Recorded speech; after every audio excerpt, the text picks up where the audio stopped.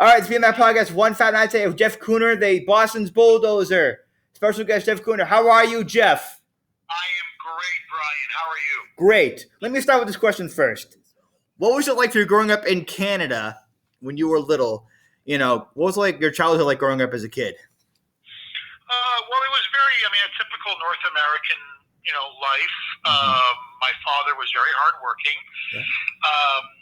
We lived in a nice house. Nothing fancy, but we lived in a nice suburb. Had a younger sister. Yeah. Went to school. It was a very typical suburban upbringing that I had. I think what distinguished me, Brian, from many of the other kids I went to school with, and it's marked me to this day, is that my family immigrated from the old country, from what was the former Yugoslavia, today Croatia. They were not economic refugees. Like many of the Italian kids I grew up with, or the Greek kids I grew up with, their parents came to Canada for a better life, and God bless them. But my family came for political reasons. We were political refugees. We were driven out because of the communists who took over all of Eastern Europe in the wake of World War II. My grandfather spent a year and a half in a Nazi concentration camp, and then after the war spent 3 years in a communist concentration camp. So when my grandfather, when they fled communist Eastern Europe, they did it at the barrel of a gun. They did it to escape tyranny, to escape a dictatorship, to escape a brutal communist police state. So we fled for very different reasons. We lived the Cold War in my home in ways that none of my friends did. For us, the Cold War was real. The Cold War was personal. We still had a lot of family members behind the Iron Curtain. My family suffered immensely because of communism. And so we looked upon the United States as really the leader of the free world, as the beacon of freedom in the world.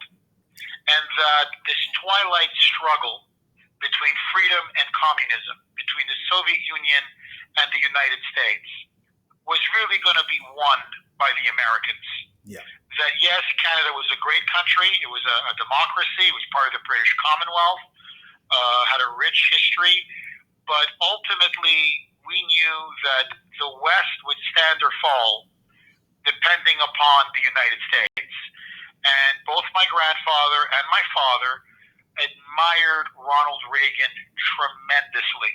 And I have to say, Brian, growing up, I was then, 11, 12, 13 years old. I still remember Reagan's State of the Union speeches. I remember following Reagan very closely. To this day, he is my favorite president. To me, he is the epitome of America, an Americana, of the best that is America. And his America was America, a city upon a hill, a country devoted to freedom, to liberty, to the Constitution, America as a beacon to everyone around the world. And so that has marked me profoundly. And if you want to understand my opposition to Biden, my opposition to Obama, my opposition to the radical left, to be brutally honest, Brian, I see the ghost of communism awakening again.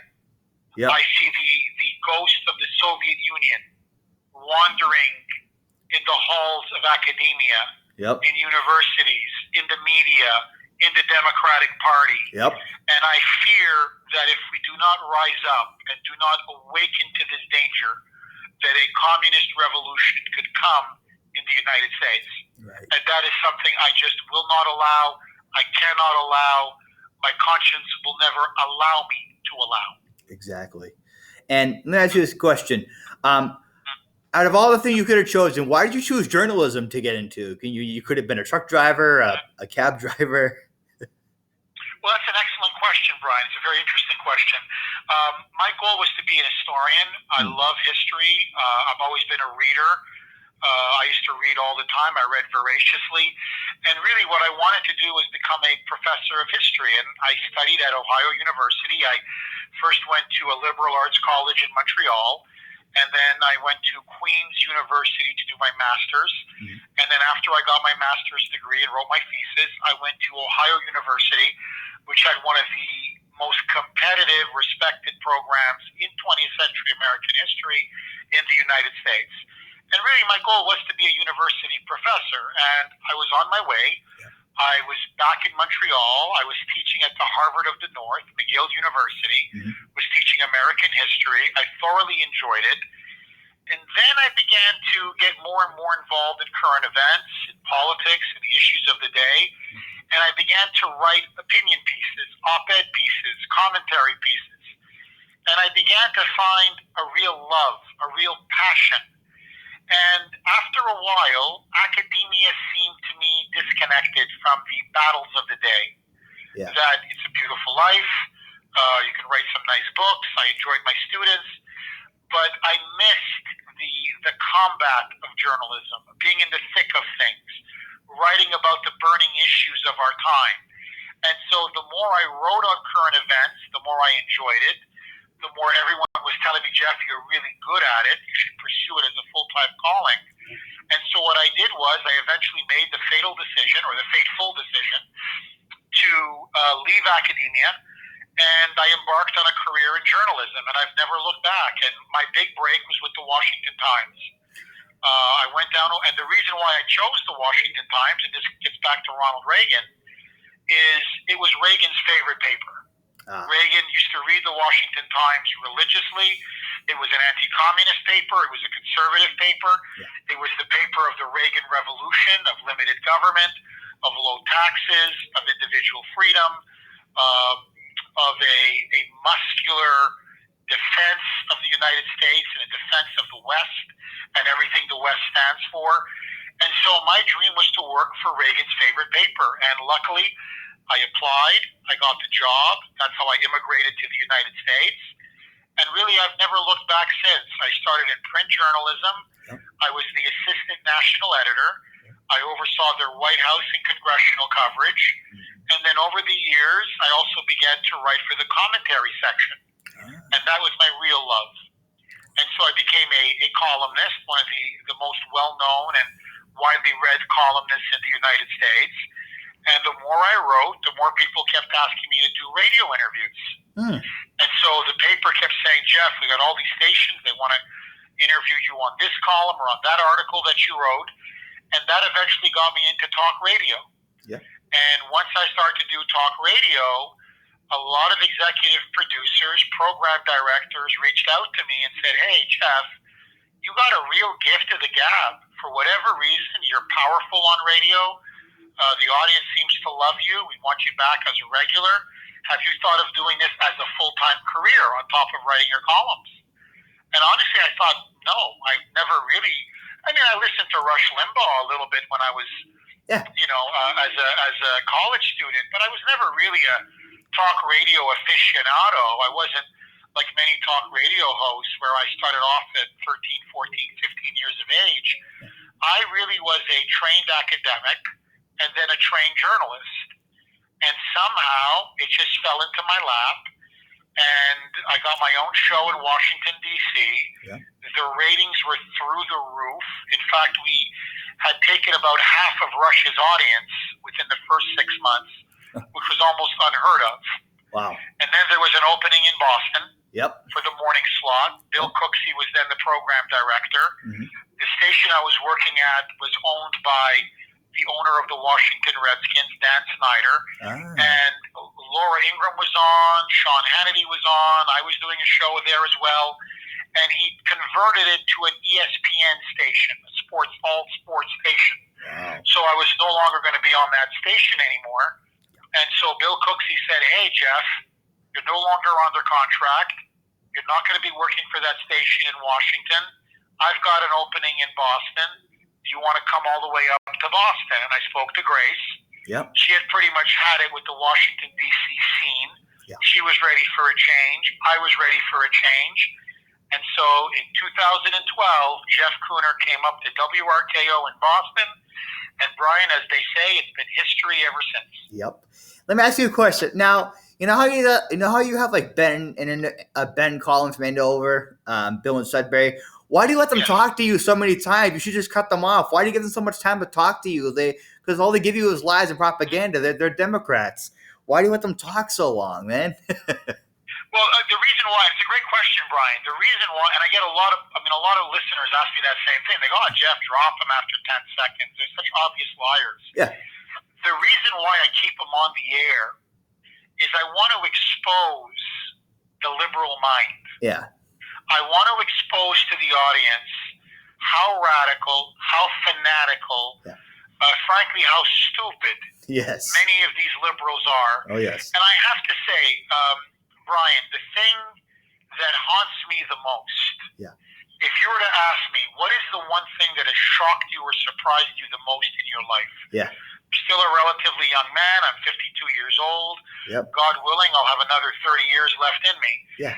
But the thing that has surprised me the most is I thought when the Soviet Union disintegrated, when the Berlin Wall came down, when Ronald Reagan won the Cold War against Soviet communism, that communism was dead and buried. Yeah. That, yes, you could have center-left, you could have people who believe in democratic socialism, people who still believe in liberalism, in big government, but that totalitarian communism, as we had seen it in the 20th century, was finished. Completely and utterly discredited, never to rear its ugly head again. What I have been shocked is how over the years, and it happened over the last 20 years, liberalism has morphed into communism, Marxism, radical socialism, whatever you want to call it. The Democratic Party has morphed really essentially into the American Communist Party. They are a radical party. They are an authoritarian party. They are at war with America. They are at war with the Bill of Rights. They are at war with the Constitution. They are at war with freedom of speech, freedom of religion, freedom of expression, human liberty itself. And so whenever I have a liberal caller on, I want to expose just how dictatorial, how intolerant, and really how dangerous and how radical the left has become. And that's why I keep them on. And the more I keep them on, I show the real face of liberalism. And it's an ugly face. It's a communist face. It's an anti-American face. And that's why it must be defeated. And you know what? I think it will be, because I think people are waking up now. Do you think that's accurate? People are waking up now to the scariness that we've been dictated to for almost a year, or 2 years, I should say, with this virus coming through. Let me ask you this question now. If you do end up losing your job, worst case scenario, will you do a podcast, the Kuhner Report, without RKO, or how will you do that if you do? Worst case scenario, say your job gets gone. Will you do a podcast? Look, it's another very interesting question. The ratings, I'm not bragging, I'm just being very honest with you, like I'm in the confessional. The ratings of the show are stratospheric. They have not seen ratings for a morning show like this in decades. So the show has tremendous support, very big audience, deep audience, a wide audience. Our streaming numbers are through the roof. So we have very deep roots, not only at RKO, but around the country. So I'm hoping that, with Biden's vaccine mandate, that it will not come to me losing the show. I really hope I'm not going to lose the show. I've been told I'm not going to lose the show, at least for now. So I got my fingers crossed. But if it ever comes to it, I have to say, Brian, I don't know. I don't know what the next step would be. I don't know if I would just write books. I don't know if I'd return to teaching. I don't know if I would set up my own podcast or maybe do a show online. I really don't know what the next step would be. I'm very different than other people. My wife she plans a lot. She's always thinking down the road. I live life day by day. I think about today. I don't think about tomorrow. So I'm just going to wait and see what happens. I'm a man of faith. I pray a lot. And hopefully God will watch over me and, God will spare me. We shall see. Of course. But I'm very worried about these vaccine mandates. They are ruining countless people's lives, destroying careers, nurses, police officers, teachers, firefighters, paramedics, people who were there at the height of the pandemic are now being fired. They're now being thrown on the streets, and they're being, many of them are losing their jobs. Others, in the next couple of weeks, have a big decision. Are they going to feed their families, or are they going to take an experimental jab that they don't want to take? And that it's come to this in the United States of America, I cannot believe it. It is a nightmare unfolding in front of my eyes. It really is. And my hope, my prayer, is that the American people are going to rise up, resist, and eventually topple Biden and his communist thugs from power. Exactly. And let me ask this question. Did you know about Trump's social media called Truth Social's coming out next year? Do you know about this at all? Did you mention this on the show today at all? Trump social media. No, Brian. I've not heard of that. Okay. Well, it's coming out next year. It's launching next year, early next year. And I think Trump's meeting with investors today to talk about the new network he's launching. It's launching early next year, and it's called Truth Social. It's a Twitter rival, I think it's going to be. So I don't know if you want to mention that on your show tomorrow at some point, but something you could look into for your show. I'm definitely going to look into it. Look, I think big tech is one of the great enemies of the American people and one of the great enemies of freedom. Yeah. And big tech, along with the big media, I think they need to be reined in. I think, frankly, Twitter should be broken up. Yeah. I think Facebook should be broken up. Yep. I think the way they colluded to steal the 2020 election. Oh, yes, absolutely. And now to censor conservatives or anybody who has a dissenting point of view, this is liberal fascism. Yep. And so any alternative, any attempt to circumvent and get around big tech and their almost monopoly control over social media, I support not 100%, but 1,000%. 1,000%. And how do you feel about Trump running again 2024? I think the left is gonna be scared when he comes back to run because they know that they can't beat him. I think. So, what are your thoughts on that? I think they know that they can't beat him again. The left. Well, just to look at it analytically, logically, and just using facts and evidence. Yeah. He got 75 million legitimate votes in 2020. Yep. 12 million more than what he got in 2016. Yeah. It is the most votes of any other, either incumbent president or presidential candidate in the history of the United States. Yep. He shattered every single record. I honestly, to be very candid with you, Brian, I thought he was going to get 66, 67 million. Yeah. Close to what Obama got in 2008. Yeah. And I thought 66, 67 million, there's no way the Democrats could steal that election. No. Instead, he got 75 million. Yeah.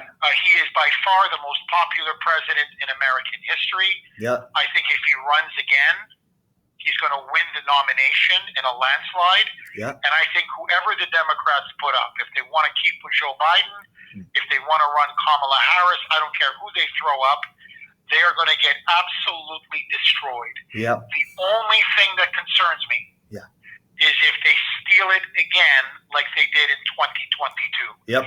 There is no way in hell that Joe Biden got 81 million votes. Absolutely. He's lucky if he got 60 million votes. Yeah.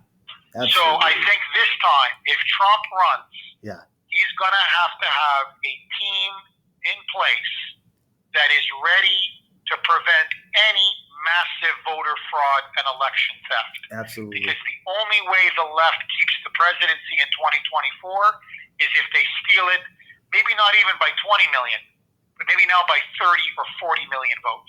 Yeah. And if they do it, Ryan, this time I fear the people will rise up.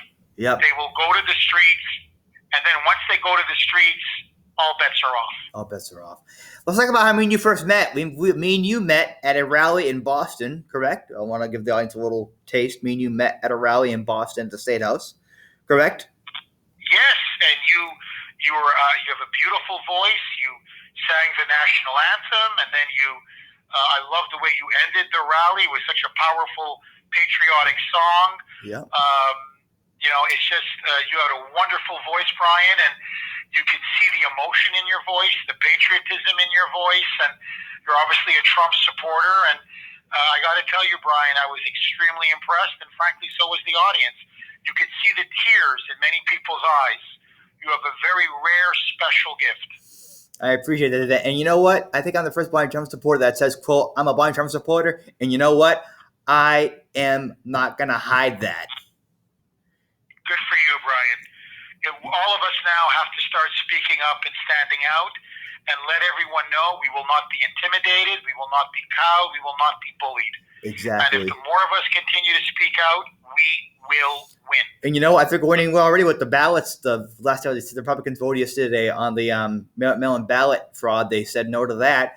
I think we're winning already. I think we started winning already after that. Yesterday's voting thing they voted on yesterday. You mentioned that on the show this morning about the that cheating. was a great victory, Brian. And let me tell you the one that, I talked about it, and you know it better than anybody. Yeah. These poll numbers now for Joe Biden are catastrophic. I love it. Never, ever in American history has a president collapsed this quickly. Yeah. And what's even more dangerous, it's not just that he's hemorrhaging independence. He's lost the Latino vote. Yep. He's losing all the suburban soccer moms. His base is dissolving and crumbling in front of our eyes. But he's got a much bigger problem. Yep. Now the latest Rasmussen poll shows 56% of Americans, that's nearly 60%, 56% now say Biden is mentally and physically unfit to be president. He's not capable of being president. No one can survive this, and it's only going to get worse. Yep. Brian, politically, he is dead man walking. He's finished, right? And it's now no longer a question of if, but when. He's going down, and he's going down hard. He's going down hard, yes. And here's what I think is going to happen in 2 years. We're going to win the midterms. Trump's going to come back. Trump's going to rise up. Well, Trump already rise up, but Trump's going to come back. It's going to be a massive landslide this time. They can't steal it this time. It's going to be a massive victory blowout come 4 years. And then I believe he's going to completely drain the swamp. Yep. I think he'll be a wiser Trump, a more chastened Trump. He was a bit of a newcomer when he first came on the scene. Now he knows where all the bodies are buried, how the deep state works, all of their arsenal of dirty tricks. Yep. And he's going to be ready. And I got to tell you, Brian, as I said on the show today, yep, it's not just going to be a landslide tsunami victory. Yep. It's going to be the mother of all reckonings. And believe it or not, Jeff, I have a lot of friends that are scared of him, but I'm telling you, it's a good thing you're scared because he's making things happen, and he's not afraid to say what he thinks. And that's why I love the guy. I actually met him once a couple years ago, Trump Tower. And believe it or not, Jeff, nicest guy in the world. Oh, I know. I've met him multiple times, and he's a very nice man. And he is. In private, he's quite different from his public persona. Yeah. But what I like about him, he's a fighter. Yeah. He's not afraid to stand up to the establishment. Yeah. And ultimately, he's a patriot. Yep. And he's willing to put this country first. And that's why he poses such a mortal threat to the regime, to the ruling class, and to the Washington cartel. Yeah. And so, Brian, if I can just leave you and your wonderful listeners on your podcast with these final words. Yep. Don't despair. Okay. Don't give up. Okay. There is light at the end of the tunnel. We are going to win. This corrupt, illegitimate fraudulent regime are numbered. Yes. And we're going to come back, and we're going to come back bigger, stronger, more powerful than ever. Well, let me add to that, Jeff. And we will make America great again. Amen, brother. Thank you, Jeff. Hey, I'm glad to be your friend, Jeff. I'm glad we met. And do you think, Jeff, honestly, we're friends for life now? You got it. You're a buddy for life. And Brian, congratulations on your podcast. God bless you, and stay well, my friend. You too, Jeff, and I will talk to you soon, my friend. I appreciate you. Take care, brother. Take care. Bye-bye. Bye-bye.